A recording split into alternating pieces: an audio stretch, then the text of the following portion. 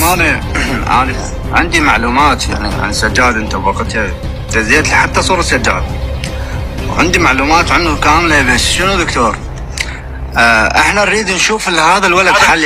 يعني ما يصير دائما يجي يتجاوز. يعني هو راح ينزل يجوز يعني راح يقتنع بكلامنا او ما راح يقتنع بكلامنا. انا موجود يا شيخ. كذلك راح يجي من حسابات وهميه ويسب.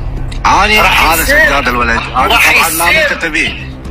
راح يسب؟ لا اذا سب، شوف دكتور، اذا سب سجاد عبد الرحمن خبر ودزوا لي تسجيل السجاد حتى انا اعرف شلون اتكلم مع سجاد. يا عبد الرحمن اسمعني، اقتص لرسول الله. تدلل دكتور. ترى انت والنبي.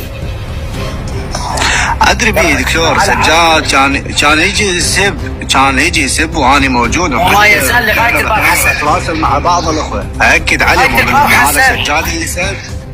يقولوا لي ايه هو البارحه وانا راسلت بعض المشرفين اكدت عليه قلت لهم هذا اللي سب سجاد. قالوا نعم هذا اللي سب سجاد، ولذلك انا جايب سجاد اليوم بكربلاء ومسؤول عن 9 مواكب، وكل موكب بيه اكثر من 300 400 شخص.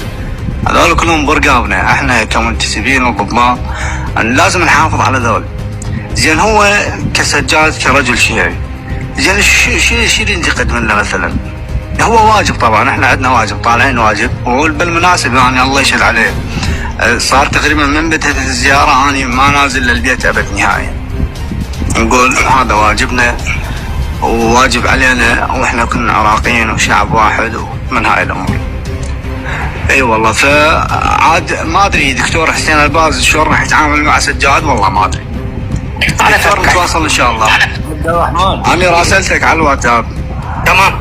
رقمي موجود يمك. وبالنسبه لسجاد اذا رجع السب مره ثانيه يا ريت تسوي لي مقطع وتدز لي وانتهى الامر. عبد الرحمن اجمع مع الدكتور على الخاص وعدل لي واتفق انت وياه على الخاص. مع الدكتور تواصلوا على الخاص وان شاء الله نسال الله ان يحميه.